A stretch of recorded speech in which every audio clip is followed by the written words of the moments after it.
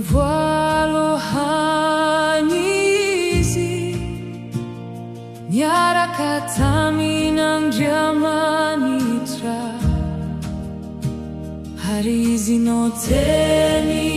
velona mitondra aina ho an'ny olona ny mazava mamirapiratra ao anatiny haizina lalina si resiny aloha